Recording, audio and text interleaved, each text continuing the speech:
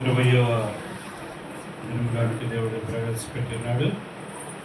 దేవాది దేవుడు మరొక సమయంలో నాకు ఇచ్చినటువంటి శ్రేష్టమైన సమయాన్ని బట్టి దేవునికి వందనాలు చెల్లిస్తూ ఉన్నాను. సమయం ఇచ్చినటువంటి అధ్యక్షుల వారికి నా హృదయపూర్వక వందనాలు.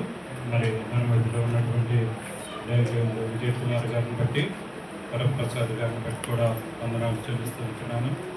గడిచిన 19 దినాలు కూడా లెంట్ ఆరాధనలో భాగంగా దేవుడు అనేకమైనటువంటి వర్తమానాల ద్వారా మనల్ని ఆత్మీయంగా బలపరుస్తున్నటువంటి దేవునికి వందనాలు చెల్లిస్తుంటున్నాను. మరొక నూతన దినంలోనికి దేవుడు మనల్ని ప్రవేశించేస్తున్నాడు. ఈ దిన అపోస్తులైన పౌలు ఫిలిప్పీయులకు రాసిన పత్రిక 2వ అధ్యాయం నుంచి ధ్యానం చేసుకున్నాను. అపోస్తులైన పౌలు ఫిలిప్పీయులకు రాసిన పత్రిక 2వ అధ్యాయం 5 నుంచి 8 వచనాలు చదువుతున్నాను.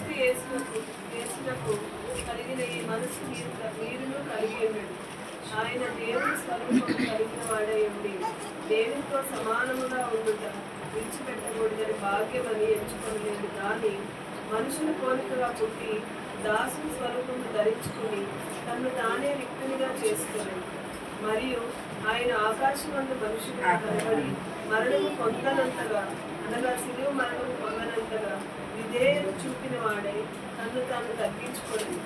అందుచేతను పరలోకమందున్న వారిలో గాని, భూమి మీద ఉన్న వారిలో గాని, భూమి క్రింద ఉన్న వారిలో గాని ప్రతి వారి మోకాలను యేసు నామమున వంగినట్లును, ప్రతి వారి నాలుకయు తండ్రి అయిన దేవుని మహిమార్థమై యేసుక్రీస్తు ప్రభువు అని ఒప్పుకొన్నట్లును దేవుడు ఆయనను అధికముగా హెచ్చించి ప్రతి నామములకు పైనామము ఆయనకు అనుగ్రహించాడు. చాలు. అపోస్తులైన పౌలు ఈ లేఖ ఫిలిప్పీ సంఘానికి రాసినటువంటి సందర్భంలో క్రీస్తు యొక్క గుణగణాల నుంచి, క్రీస్తు చేసినటువంటి త్యాగాన్ని ఈ యొక్క పత్రికలో, ఈ యొక్క చదవబడినటువంటి వచనాల్లో స్పష్టంగా రాసి ఉన్నాడు. అయితే పైన ఆ వచనాలు చూసుకున్నట్లయితే 1-2 వచనాల్లో, కావున క్రీస్తునందు ఏ హెచ్చరికనైను, ప్రేమ వల్ల ఆదరణైను, ఆత్మయందు ఏ సహవాసమైను, ఏ దయారసమైన వాత్సల్యమును ఉన్నాయొల్ల మీరు ఏక మనస్కులగునట్లుగా ఏక ప్రేమ కలిగి ఏక భావము గలవారుగా ఉండి ఒక్కదాని యందే మనస్సుంచుతూ నా సంతోషమును పరిపూర్ణము చేయుడి. ఈ యొక్క లేఖ రాసే నాటికి ఈ యొక్క ఫిలిప్పీ సంఘంలో ఉన్నటువంటి ఆ వ్యక్తుల మధ్య పరస్పర భేదాలు, కక్షలు ఉన్నట్లుగా పౌలు గ్రహించి, ఈ యొక్క అసలు మన క్రీస్తులో ఉన్నటువంటి మనకి మనం ఏ విధంగా ఉండాలో ఆయన ఈ యొక్క సంఘానికి రాస్తూ ఈ యొక్క హెచ్చరిక మాటలు తెలియజేస్తున్నాడు. ఆ చదువుకున్నటువంటి వచనాలు, మీరు ఏక మనస్కులగునట్లుగా ఏక ప్రేమ కలిగి ఏక భావము గలవారుగా ఉండి ఒక్కదాని యందే మనస్సుంచుచు. ఇక్కడ కూడుకున్నటువంటి మన అందరం ఈ 2025వ సంవత్సరం లెంటు ఆరాధన జరుపుకుంటున్నటువంటి, పాల్గొన్నటువంటి బిడ్డలందరం కూడా మన యొక్క ఈ ప్రతి సంవత్సరం కూడా ఈ 40 దినాల ప్రయాస ఎందుకు అంటే, ఒకవేళ దేవునికి దూరంగా ఉన్నటువంటి సందర్భాలు మన జీవితంలో ఏమైనా ఉన్నట్లయితే వాటిని విడిచిపెట్టుకొని సంఘముగా ఉంటున్నటువంటి మనందరం కూడా మరి ఆ శరీరంలో అవయవాలుగా ఉంటున్నటువంటి మనందరం కూడా ఒకటే మనస్సు కలిగి ఉండాలని, ఒకటే తాత్పర్యము, ఒకటే ఏక మనస్సు కలిగిన జీవించాలనే విషయాన్ని రాస్తుంటున్నాడు. ప్రస్తుతం ఉన్నటువంటి ఈ లేఖ రాసే నాటికి ఆ ఫిలిప్పీ సంఘంలో అనేకమైనటువంటి వేదాభిప్రాయాలు ఉన్నటువంటి వ్యక్తుల గురించి వ్రాయబడినటువంటి ఈ మాటలు, ఈ 19 దినాలు మనం లెంటు ఆరాధనలో పాల్గొన్నాము. మనము ఎలాంటి స్థితిని కలిగి ఉంటున్నాము, ఈ పౌలు రాసినటువంటి ఈ మాటల్లో ఉన్నటువంటి తాత్పర్యము, ఏక మనస్సు, ఏకాభిప్రాయము, ఒకే మనస్సు కలిగి ఉంటున్నామా? ఇన్ని దినాలు 19 దినాలుగా మనం వాక్యం విని ఉన్నాంగా, అనేక మంది ద్వారా వర్తమానాల ద్వారా మనం బలపడి ఉన్నాం కదా. ఎంతమంది ఏక మనసు, ఏక తాత్పర్యం కలిగి మరి ప్రభువుని ఆరాధించగలుగుతూ ఉంటున్నారు? ఎప్పుడైతే మనం ఈ యొక్క మనస్సు కలిగి ఉంటామో, అందుకే పౌలు ఆ కింద వచనాల్లో క్రీస్తు యేసునకు కలిగినటువంటి మనసును మీరు కూడా కలిగి ఉండండి. ఎందుకంటే ఆ భేదాభిప్రాయాలు కలిగి ఉన్నటువంటి వ్యక్తులను చూసినటువంటి పౌలు అసలు మీరు ఈ క్రీస్తుని ఎందుకు వెంబడిస్తూ ఉంటున్నారు, ఎందుకు నామకార్థంగా ఒకవేళ మీరు క్రీస్తులో ఉన్నారా అని ప్రశ్న వేస్తూ, మీరు అందరూ ఎందుకు మరి అనాలోచితంగా ఒకవేళ మీరు క్రీస్తుని వెంబడిస్తే ఆయనలో ఉన్నటువంటి గుణలక్షణాలు కలిగి ఆయన బిడ్డగా చెప్పుకుంటున్నటువంటి నువ్వు నేను మనందరం కూడా ఇలాంటి మనసు కలిగి ఉండలేకపోతే నువ్వు ఈ ఈ 40 దినాలే కాదు, 40 సంవత్సరాలే కాదు, మన జీవితకాలం అంతా కూడా లెంటు ఆరాధనలు జరుపుకున్నా కూడా అది వ్యర్థమే అని ఈ రాత్రికాల సమయంలో మరొకసారి ఈ వచనాన్ని బట్టి నేను తెలియజేస్తుంటున్నాను. ఈ తాత్పర్యంలోనికి రాకపోతే, ఈ మనస్సును మనం కలిగి ఉండకపోతే ఎన్ని లెంటు ఆరాధనలు జరిపించుకున్నప్పటికీ కూడా అది మన జీవితానికి వ్యర్థమైపోతుందనే విషయాన్ని రాత్రికాల సమయంలో మనం జ్ఞాపకం చేసుకొని, అందుకే పౌలు రాస్తూ ఉంటున్నాడు, ఏకతాత్పర్యము కలిగినటువంటి వారిగా ఉండండి, క్రీస్తునకు కలిగినటువంటి మనస్సుని మీరందరూ కూడా కలిగి ఉండండి. పరుగు పరుగున వస్తున్నటువంటి నా ప్రియ సంఘ బిడ్డలారా, ఈ తాత్పర్యము వింటున్నటువంటి అంతసేపటికే ఒకవేళ నీ భక్తి జీవితం ఉండి, ఒకవేళ ఈ గుమ్మం దాటి బయటికి వెళ్ళిన తర్వాత మరలా నీ యొక్క విశ్వాస జీవితం యథాస్థితిలో ఉన్నట్లయితే అది నీకు ఏమాత్రం కూడా మేలుకరం కాదనే విషయాన్ని ఈ రాత్రికాల సమయంలో మీరు గ్రహించవలసిన వారై ఉన్నారని. అందుకే పౌలు రాస్తూ ఉంటున్నాడు వారిని గురించి, మీరు ఏక మనస్సు కలిగి ఉండండి, ఏక తాత్పర్యం కలిగి ఉండండి. ప్రతి దాని అందు కూడా మీరందరూ కూడా ఏక మనస్సు ఎప్పుడైతే వస్తుందో సంఘంలో మనం ఆత్మీయంగా అభివృద్ధి పొందటానికి, సంఘం అభివృద్ధి పొందటానికి, సమాజం అభివృద్ధి పొందటానికి అవకాశం ఉంటుందనే విషయాన్ని ఇక్కడ మనం గ్రహించవలసిన వారము. అందుకే పౌలు రాస్తూ ఉంటున్నాడు, మీరు ఎలాంటి వ్యక్తిని మీరు అనుసరిస్తూ ఉంటున్నారో మీరు ఒకసారి మననం చేసుకోమని ఆ ఫిలిప్పీ సంఘానికి తెలియజేస్తున్నాడు. ఆయనలో ఉన్నటువంటి గుణగణాలు ఏంటో, ఆయన వ్యక్తిత్వం ఏంటో, ఆయన సిలువలో చేసినటువంటి త్యాగం ఏంటో, ఆయన చూపినటువంటి విధేయత ఏంటో, ఆయన చూపినటువంటి క్షమాపణ గుణం ఏంటో అని పౌలు ఈ ఫిలిప్పీ సంఘానికి రాయబడినటువంటి మాటలు మన జీవితాల్లో కూడా అన్వయింప చేసుకోవాలి. మన తగ్గింపు జీవితం అంటే ఏదో ఈ 40 దినాలు మాత్రమే ఉపవాసం ఉండి ఏదో ఆహారాన్ని తగ్గించుకోవటం కాదు, కానీ క్రీస్తుకు కలిగినటువంటి ఆ మనసు ఎప్పుడైతే మన జీవితాల్లో ఉంటుందో, అది ఎప్పుడైతే మనం క్రీస్తుని కలిగి, ఎలాంటి మనసును కలిగి మనం వింటున్నటువంటి వాక్యాలను ఎప్పుడైతే మన జీవితాల్లో అన్వయింప చేసుకోవటానికి మనం తీర్మానం తీసుకుంటామో, ఆ విధంగా మరి జీవించటానికి మనం ఎప్పుడైతే తీర్మానం మనలో ఉన్నటువంటి అవిధేయమైనటువంటి లక్షణాలు, మరి దేవునికి వ్యతిరేకంగా ఉన్నటువంటి లక్షణాలు, క్షమించలేనటువంటి గుణము, ఇలాంటి ఏవైనా అవలక్షణాలు ఉంటే ఈ 40 దినాల్లో కూడా మనం విడిచిపెట్టుకోవడానికి ప్రయాసపడవలసిందిగా నేను మనం చూస్తున్నాను. అందుకే యాకోబు పత్రిక 1వ అధ్యాయం 21వ వచనంలో చక్కటి మాటను యాకోబు ఎప్పుడు తెలియజేస్తూ ఉంటాడు కదా. నేను అనేక మార్లు ఈ యొక్క వచనాన్ని నేను 1వ అధ్యాయం 21వ వచనం 22వ వచనం, మీరు వినువారు మాత్రమే ఉండి పుచ్చుకొనకుండా. చాలండి. మీరు ఈ 19 దినాలు కూడా అనేకమైనటువంటి వర్తమానాల్లో క్రీస్తు శిలువకు సంబంధించినటువంటి వాక్యాలను, క్రీస్తు శిలువలో చేసినటువంటి త్యాగాలను గురించి అనేక మంది బిడ్డల ద్వారా, దేవుని దాసురాణుల ద్వారా వినబడి ఉన్నారు. మరి విత్తబడినటువంటి వాక్యము ఈ 19 దినాల్లో ఎవరైనా నా జీవితంలో ఈ యొక్క లక్షణాన్ని నేను విడిచిపెట్టుకున్నటువంటి వారు అని ఎవరైనా ఒక తీర్మానం తీసుకున్నారా? నాలో ఈ యొక్క మీరు వాక్యము వినువారమై మాత్రమే ఉండి మిమ్మల్ని మీరు మోసపుచ్చుకోవద్దు అంటున్నారు.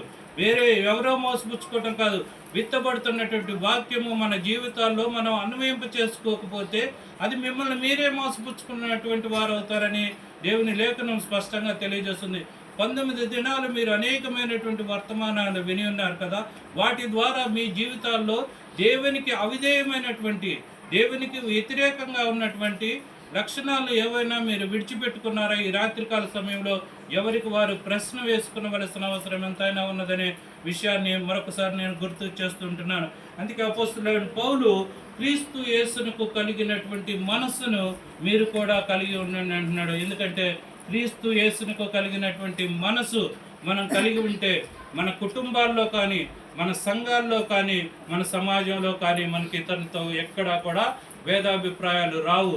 ఎందుకంటే క్రీస్తుని వెంబడిస్తున్నామని చెప్పుకుంటున్నటువంటి మనము క్రీస్తుని కలిగి లేము కాబట్టి మనలో అనేకమైనటువంటి భేదాభిప్రాయాలు కలిగినటువంటి వారుగా మనం ఉన్నాం. అందుకే అపోస్తలుడు పేతురు రాసిన పత్రిక 2:21 కూడా అంటున్నాడు కదా, పేతురు అక్కడ చక్కటి మాటని తెలియజేస్తూ ఉంటున్నాడు. మీ కొరకు బాధపడి మీరు తన అడుగుజాడలందు నడుచుకున్నట్టు మీకు మాదిరి ఉంచాలండి.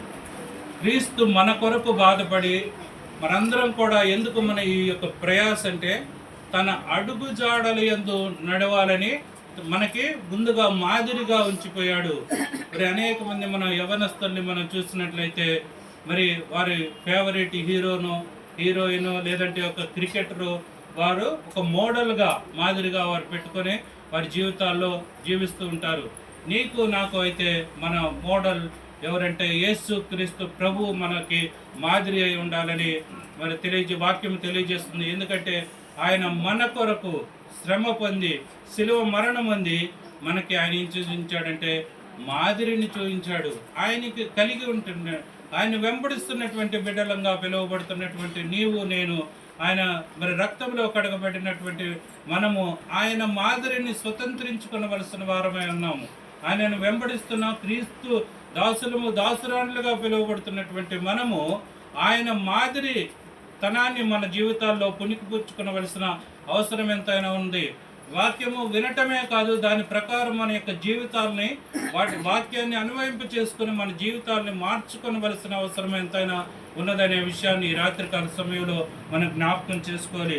అపోస్తలుడైన పౌలు ఈ యొక్క ఫిలిప్పీయులకు రాసిన పత్రికలో చక్కగా ప్రభు యొక్క గుణగణాలని లక్షణాలని ఆయన చేసినటువంటి త్యాగాన్ని వివరిస్తూ ఉంటున్నట్లుగా మన పై వచనాల్లో మీరందరూ కూడా ఏక మనస్సు కలిగి ఏక తాత్పర్యం కలిగి ఒక్కదాని యందే మీ మనసు ఉంచాలని తెలియజేసినటువంటి పౌలు ఈ యొక్క 5వ వచనం నుంచి మీరు క్రీస్తు యేసునకు కలిగినటువంటి మనస్సును మీరు కూడా కలిగి ఉండమని తెలియజేస్తున్నాడు.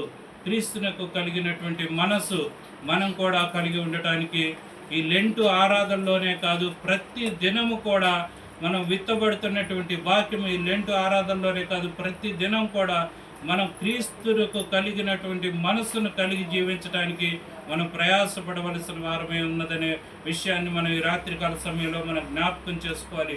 ప్రతి చోట కూడా ప్రతి దినము కూడా విత్తబడుతున్నటువంటి వాక్యము మన జీవితాల్లో దేవునికి అవిధేయమైనటువంటి కార్యాలు మన జీవితాల్లో ఏవైనా ఉన్నట్లయితే వాటిని విడిచిపెట్టుకొని వాక్యానుసారమైనటువంటి జీవితాన్ని కలిగి జీవించినప్పుడే నీ జీవితానికి నా జీవితానికి పరమార్థం ఉంటుందనే విషయాన్ని మనం జ్ఞాపకం చేసుకోవాలి. ఈ రాత్రికాల సమయంలో విత్తబడినటువంటి ఈ వాక్యము మరి పౌలు తెలియజేసినటువంటి ఈ మాటలు క్రీస్తు ఎలాంటి మనస్సును కలిగి ఉన్నాడనే విషయాన్ని మనం జ్ఞాపకం చేసుకోవాలి. సర్వ సృష్టిని ఒక్క నోటి మాట సృజించినటువంటి దేవుడు తనను తాను ఏ విధంగా మన కొరకు ఆ కలువరి శిలువలో రిక్తునిగా చేసుకున్నాడు, ఏ విధంగా తండ్రి యొక్క మాటకు విధేయత చూపించాడు, ఏ విధంగా మన అందరి పాపముల కొరకు ఆయన ఏ విధంగా శ్రమ పెట్టబడ్డాడు, ఈ లోకంలో జీవిస్తున్నప్పుడు ఎలాంటి జీవితాన్ని సాధారణమైనటువంటి జీవితాన్ని మరి సర్వ సృష్టిని సృజించినటువంటి దేవుడు ఎంత సాదా సీదాగా మరి జీవించాడు. ఆయన యొక్క జననము మరణము పునరుద్ధానం కూడా మనందరికీ కూడా సాదృశ్యంగా ఉండాలి. మరి అనేక మార్లు మనం వింటున్నటువంటి మాటలు మన జీవితాల్లో ఏమైనా మార్పును తీసుకురాగలుగుతున్నాయనేది ఈ రాత్రికాల సమయంలో మనం జ్ఞాపకం చేసుకునవలసిన అవసరమే ఉన్నది. మరి మత్తయి సువార్త 11వ అధ్యాయము 29వ వచనంలో చూసుకున్నట్లయితే అక్కడ ఒక చక్కటి మాటను మనం చూడగలుగుతూ ఉంటున్నాం.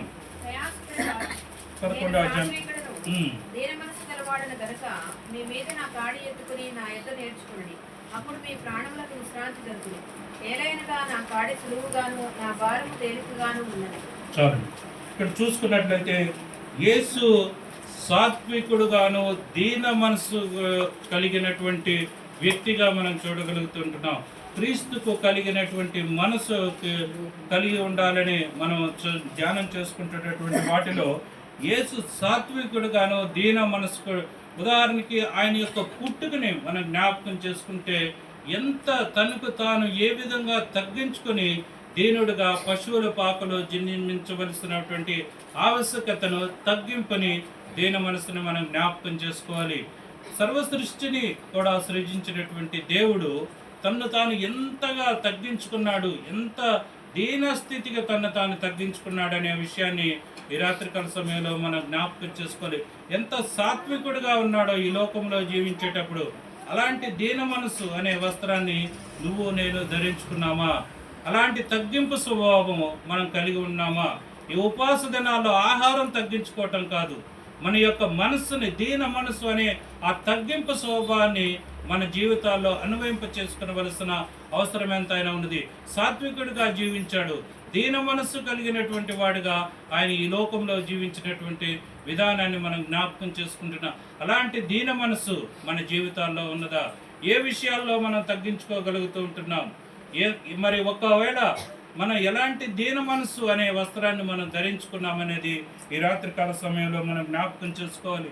ఆయన పుట్టుకే కాదు, ఆయన పెరగటం కూడా ఒక సామాన్యమైనటువంటి వడ్రంగి కుటుంబంలో ఆయన జీవించినట్టు, ఆయన పెరిగినటువంటి విధానం, ఆయన తల్లిదండ్రులకు ఉన్నటువంటి స్థితి మన పాత నిబంధన కాలంలో చూస్తే వారి యొక్క పేదరికమైనటువంటి స్థితి, వారు బలి అర్పించడానికి ఒక గువ్వ పిల్లని వారు యెరూషలేములో సమర్పించినటువంటి విధానాన్ని, ఎందుకంటే వారి యొక్క తల్లిదండ్రులు అలాంటి వేద స్థితిలో ఆయన ఎంచుకున్నటువంటి ఈ లోకానికి రావలసినటువంటి మరి ఆకాశ మహాకాశముల పట్టజాలన్నటువంటి దేవుడు తన్ను తాను ఎలాంటి స్థితిలో ఒక పశువుల దుర్గంధమైనటువంటి పశువుల శాలలో మరి జన్మించటానికి, అదేవిధంగా తను పెరిగినటువంటి వాతావరణము పేదరికమైనటువంటి కుటుంబంలో ఆయనకు అధికారం కలదు, మహారాజుల కుటుంబంలో ఆయన జన్మించటానికి హక్కు కలదు. కానీ తను తాను ఎంతటి రిక్తుడిగా చేసుకున్నాడనే విషయాన్ని, తను తాను ఎంతటి తగ్గింపు స్వభావాన్ని కలిగి ఉన్నాడనే విషయాన్ని ఈ వచనాల ద్వారా మనం గ్రహించవలసిన అవసరమైనది. నా జీవితాల్లో కూడా మనకున్నటువంటి స్థితిని బట్టి, మనకు ఇవ్వబడినటువంటి స్థితిని బట్టి మరి మనం అతిశయించబడకుండా, మరి మనకు క్రీస్తుని కలిగినటువంటి మనము ఈ దీన మనసు, సాత్వికత్వాన్ని మనం కూడా ధరించుకునవలసిన అవసరం ఎంతైనా ఉన్నదనే విషయాన్ని మనం జ్ఞాపకం చేసుకునవలసిన అవసరం ఎంతైనా ఉన్నది. అదేవిధంగా 1వ పేతురు పత్రిక 4వ అధ్యాయము 1వ వచనంలో కూడా చూసుకున్నట్లయితే ఆయన శ్రమలో అనుభవించటానికి సిద్ధ మనసును కలిగి ఉన్నట్లుగా మనం చూడగలుగుతుంటున్నాం. ఆయనలో ఏ పాపము లేదని లేఖనం స్పష్టంగా తెలియజేస్తుంది. కానీ నా పాపముల నిమిత్తము తను శ్రమ పడటానికి, సిలువలో మరణం పొందటానికి కూడా ఆయన సిద్ధపడినటువంటి విధానాన్ని మనం చూడగలుగుతూ ఉంటున్నాం. అలాంటి మరి ఒకడు అక్కడ పేతురు భక్తుడు రాస్తుంటాడు, ఒకడు తప్పిదము చేసి దెబ్బలు తిన్నట్లయితే వానికి ఏం ప్రయోజనం? ఏ తప్పు చేయకుండా, ఏ పాపము చేయకుండా, ఏ దోషము చేయకుండా తను తాను మరి మన కొరకు శ్రమను, ఆ కల్వరి సిలువలో శ్రమను అనుభవించినటువంటి విధానాన్ని మనం చూడగలుగుతూ ఉంటున్నాం. ఇట్టి శ్రమను అనుభవించటానికి, క్రీస్తు కొరకు మరి ఆయన యొక్క సువార్తను ప్రకటించే విషయంలో శ్రమను అనుభవించడానికి మనం ఏమైనా ఇలాంటి మనస్సును కలిగి ఉంటున్నామా? ఒకవేళ మన ఈ రాత్రికాల సమయంలో ఎవరికి వారు ప్రశ్న వేసుకునవలసిన అవసరం ఎంత? ఇలాంటి మనస్సు మనకు ఉందా? క్రీస్తు కొరకు శ్రమ పడే మనస్సు మనకు ఉందా అనే విషయాన్ని మనం జ్ఞాపకం చేసుకోవాలి. దీనత్వం అనే విషయాన్ని మనం జ్ఞాపకం చేసుకున్నాం, సాత్వికాన్ని జ్ఞాపకం చేసుకున్నాం. క్రీస్తు మరి శ్రమ పడినటువంటి విధానాన్ని, ఏ పాపము లేనటువంటి వ్యక్తి మన కొరకు తను తాను రిక్తుడిగా చేసుకుని ఆ కల్వరి సిలువలో మరి ఆ యొక్క సిలువ అంటే మరి నిందకి, అవమానానికి, త్యాగానికి గుర్తుగా ఉన్నటువంటి ఆ సిలువ మరణాన్ని పొందటానికి కూడా ఆయన సంసిద్ధుడిగా ఉన్నటువంటి విధానాన్ని మనం చూడగలుగుతుంటున్నాం. క్రీస్తు కొరకు నువ్వు నేను ఏమైనా శ్రమ పడటానికి మరి అలాంటి మనసు మన జీవితాల్లో ఉన్నదా మనం జ్ఞాపకం చేసుకోవాలి. అనేక మందిని మనం చూస్తూ ఉంటున్నాం, కొంచెం ఏదైనా తక్కువైందో, లేదంటే కొంచెం వాళ్ళ గౌరవం ఇవ్వకపోతే మరి ఎంతగానో మరి వాళ్ళు ఏ విధంగా వాళ్ళ జీవితాలు మనం చూస్తూ ఉంటున్నాం. ఇలాంటి మనసు మనకు ఉన్నదా? ఒకవేళ కొంచెం ఆహారం తగ్గిందే విషయంలో ఒకవేళ ఒక ఆయన అంటాడు, నాకు శాలువా కప్పలేదండి, నన్ను గౌరవించలేదండి, ఈ శాలువాలు ఈ యొక్క సన్మానం నాకు సరైన గుర్తింపు లేదండి అని ఒక ఆయన అంటాడు. ఇలాంటి ఈ క్రీస్తునకు కలిగినటువంటి మనసు నా జీవితాల్లో ఉంటే ఇలాంటి చిన్న చిన్న అపోహలకి మన జీవితాల్లో ఎక్కడా కూడా తావుండదనే విషయాన్ని మనం జ్ఞాపకం చేసుకునవలసిన అవసరం ఎంతైనా ఉన్నదనే విషయాన్ని మనం జ్ఞాపకం చేసుకోవాలి. 1 పేతురు పత్రిక 2వ అధ్యాయము 20 నుంచి 23 వచనాలు, అదేవిధంగా యెషయా గ్రంథం 53వ అధ్యాయము 6-7 వచనాల్లో కూడా ఏ విధంగా మన కొరకు ఆయన చేసినటువంటి త్యాగాన్ని మనం జ్ఞాపకం చేసుకుంటూ ఉంటున్నాం. ఇలాంటి శ్రమపడే గుణము నా జీవితాల్లో ఉందా అనేది ఈ రాత్రికాల సమయంలో మనం ఒకసారి జ్ఞాపకం చేసుకునవలసిన అవసరమైన ఉన్నది. మరి అదేవిధంగా మత్తయి సువార్త 5వ అధ్యాయము 16వ వచనంలో మనం యేసుక్రీస్తు కలిగినటువంటి మనస్సును కలిగి ఉండాలంటే ఈ లోకంలో జీవిస్తున్నటువంటి మనము సత్క్రియలు కూడా చేయటానికి సిద్ధపాటు కలిగినటువంటి మనస్సును మనం కలిగి ఉండాలి. ఈ లోకంలో యేసు ప్రభు జీవిస్తున్నటువంటి కాలంలో సేవా పరిచర్యలో ఆయన ఎన్నో సత్కార్యాలను చేసినట్లుగా మనం చూడగలుగుతూ ఉంటున్నాం. ఆయన అనేక మంది రోగగ్రస్తులు బాగు చేసినటువంటి విధానము, అదేవిధంగా అనేకమైనటువంటి సత్క్రియలు చేసినటువంటి వ్యక్తినిగా మనం యేసు ప్రభుని జ్ఞాపకం చేసుకుంటున్నాం. అలాంటి సత్క్రియలు నా జీవితంలో ఉన్నాయా అనే విషయాన్ని మనం జ్ఞాపకం చేసుకోవాలి. అంత మాత్రమే కాకుండా ఈ లోకానికి వెలుగుగా ఉండాలని ఆయన మన జీవితాల నుంచి కోరుకుంటూ ఉంటున్నాడు. ఆయన ఈ లోకంలో ఉన్నప్పుడు ఆయన యోహాను సువార్తలో రాశాడు, నేను లోకమునకు వెలుగై ఉన్నాను అని ఆయన తెలియచెప్పిన ఆ వెలుగుని సంతరించుకున్నటువంటి నీవు నేను ఈ లోకానికి చీకటిలో ఉన్నటువంటి వారికి నీ వెలుగును ప్రసరింపచేసే స్థితిలో నీ యొక్క విశ్వాస జీవితం ఉందా? యేసుక్రీస్తు ఏ విధంగా ఈ లోకానికి వెలుగై ఉన్నాడో ఆయనను ధరించుకున్నటువంటి నీవు నేను ఇలాంటి వెలుగుని మనం ప్రసరింప చేయగలుగుతూ ఉంటున్నామా? చీకటిలో ఉన్నటువంటి వారికి నీ యొక్క వెలుగు ప్రసరించే విధంగా ఉందా? ఇంకా మెనుగుగా ఆరిపోయే స్థితిలో నీ యొక్క విశ్వాస జీవితం ఉందా అనేది ఈ రాత్రికాల సమయంలో జ్ఞాపకం చేసుకోవాలి. క్రీస్తుకు కలిగినటువంటి మనసుని కలిగి ఉండాలని మనం ధ్యానించుకుంటూ ఉంటున్నాం. కాబట్టి క్రీస్తు ఏ విధంగా ఈ లోకంలో తనను వెలుగుగా ఉన్నప్పుడు ఏ విధంగా అనేక మంది అంధకారంలో ఉన్నటువంటి వారిని ఆ యొక్క ఆధ్యాత్మిక జీవితంలోనికి వెలుగులోనికి నడిపించాడో నా జీవితాల ద్వారా అనేక మంది ఈ వెలుగుని నీలో ఉన్నటువంటి వెలుగుని చూడగలుగుతూ ఉంటున్నారా? నీలో ఉన్నటువంటి ఆ సత్క్రియల ద్వారా యేసుక్రీస్తుని వెంబడించగలుగుతూ ఉంటున్నారా? అదేవిధంగా యేసుక్రీస్తునికి కలిగినటువంటి ఆ దీన మనస్సు నా జీవితాల్లో ఉందా? సాత్వికత ఉందా? క్రీస్తు కొరకు శ్రమపడే గుణం ఉందా అనేది ఈ రాత్రికాల సమయంలో ఎవరికి వారు మనం ప్రశ్న వేసుకునవలసిన అవసరం ఎంతైనా ఉందనే విషయాన్ని మనం జ్ఞాపకం చేసుకోవాలి. క్రీస్తునికి కలిగి జీవిస్తున్నామని చెప్పుకుంటున్నటువంటి నా జీవితాల్లో ఇలాంటి లక్షణాలని క్రీస్తునికి కలిగినటువంటి ఈ మనసు మనం కలిగి ఉన్నామా లేదనేది ఈ రాత్రికాల సమయంలో మనం జ్ఞాపకం చేసుకోవాలి.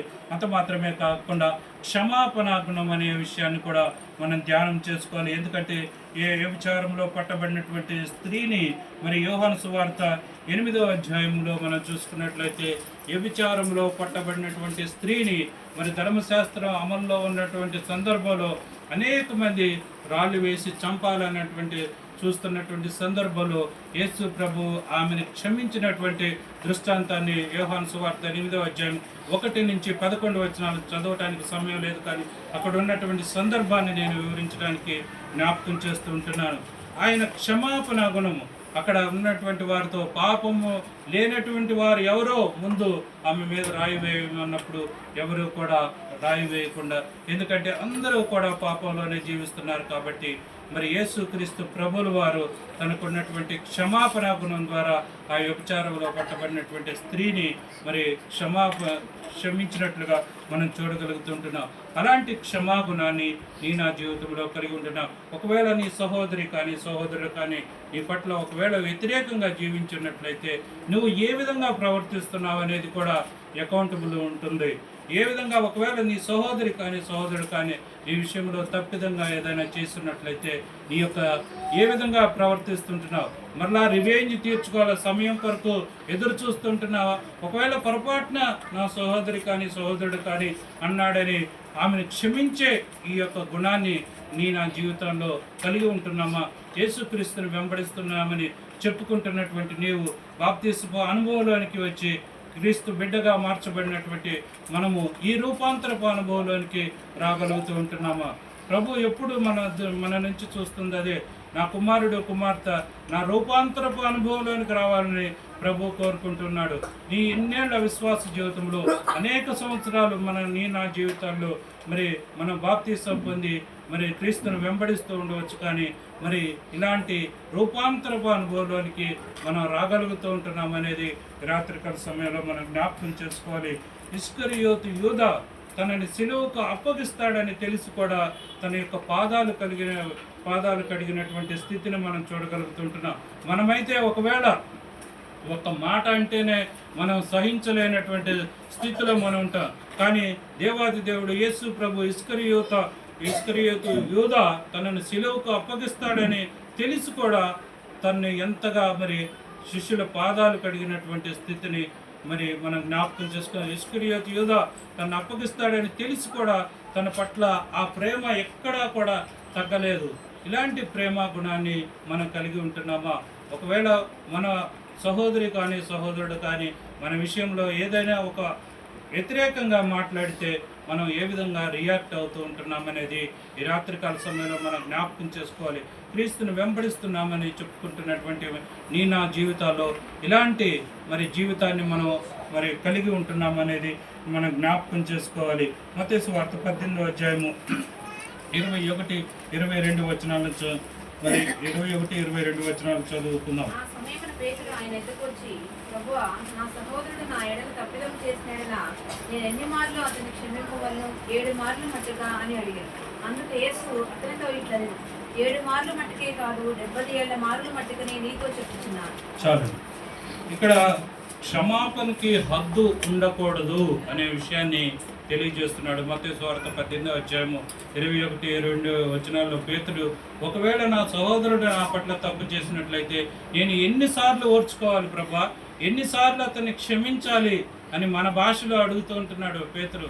7 మార్లు మట్టుక అంటే అక్కడ ప్రభు ఇచ్చినటువంటి ఆన్సర్ దానికి చూస్తే క్షమాపణకి హద్దు ఉండకూడదు అంటే నువ్వు ఎప్పటికప్పుడు క్షమిస్తూనే ఉండాలి, దానికి ఆ క్షమాపణకి హద్దు ఉండకూడదని ప్రభు ఇచ్చినటువంటి ఆన్సర్ని మనం అక్కడ చూస్తూ ఉంటున్నాం. ఇలాంటి మరి క్షమాపణ గుణాన్ని మన జీవితాల్లో కలిగి ఉంటున్నామా లేదనేది మనల్ని మనం పరిశీలన చేసుకునవలసిన అవసరమై ఉంది. మత్తయి సువార్త 26వ అధ్యాయము 39వ వచనంలో కూడా చూసుకున్నట్లయితే ఆయన దేవుని చిత్తాన్ని నెరవేర్చినట్లుగా మనం చూడగలుగుతూ ఉంటున్నాము.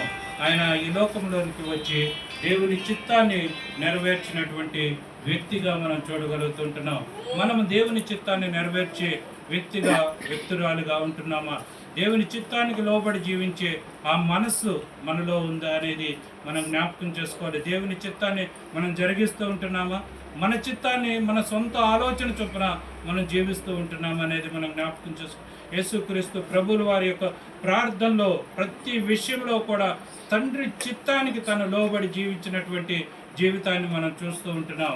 తండ్రి చిత్తానికి లోబడి జీవించి ప్రతి ప్రార్థనలో ప్రతి అవసరతలో కూడా తండ్రి నీ చిత్తమే, ఆ శిలువ మరణము పొందే సమయంలో కూడా తను చేస్తున్నటువంటి ప్రార్థన, తండ్రి నీ చిత్తమైతే ఈ గిన్నెను నా యొద్ద నుంచి తొలగించుము కానియుళ్ళ అని ఆయన తన తండ్రికి తండ్రి యొక్క చిత్తానికి తాను సరెండర్ చేసుకున్నటువంటి విధానాన్ని, ఆ జీవిత విధానాన్ని మనం చూడగలుగుతుంటున్నాం.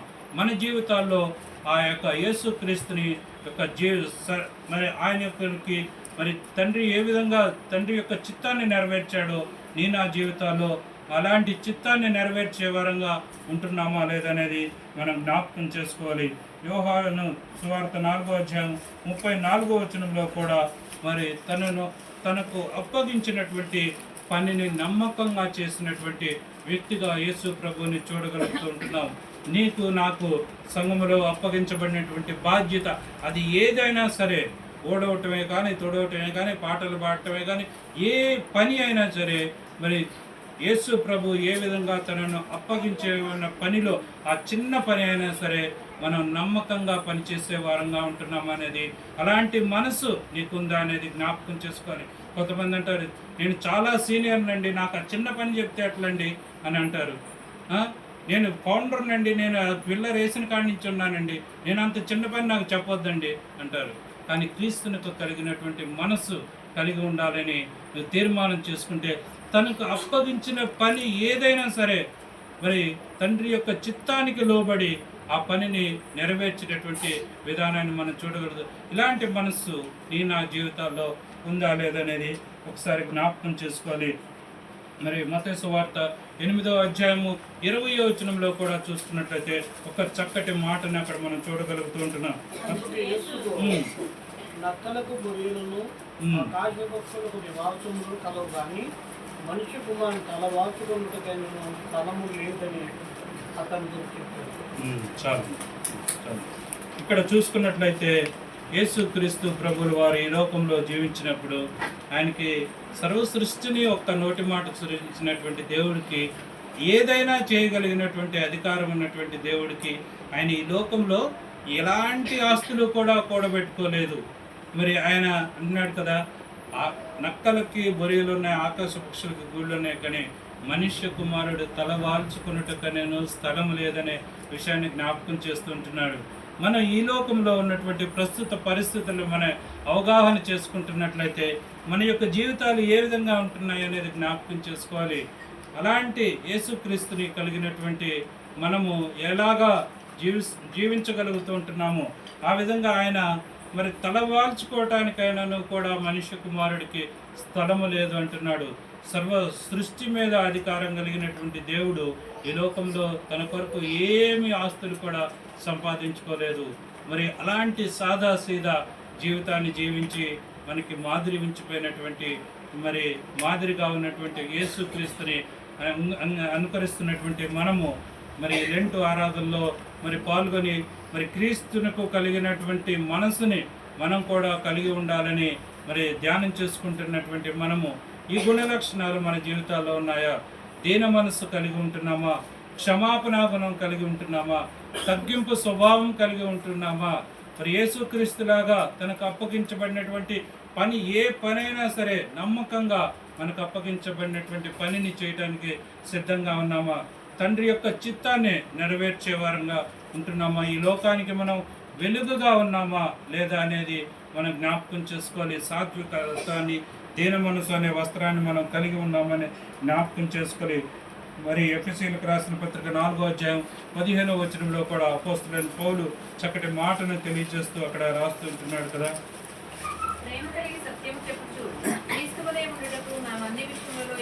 చాలండి. క్రీస్తు వలె సత్యం చెప్పు అన్ని విషయాల్లో, ప్రతి ఒక్క విషయంలో కూడా మరి సంపూర్ణతలోనికి రావాలని ప్రభువు కోరుకుంటూ ఉంటున్నాడు. అన్ని విషయాల్లో, ఒక్క విషయంలో మరి అన్ని విషయాల్లో కూడా క్రీస్తు యేసు ఆ యొక్క సంపూర్ణతలోనికి మన సంఘము అంతా కూడా రావాలని ప్రభువు కోరుకుంటున్నాడు.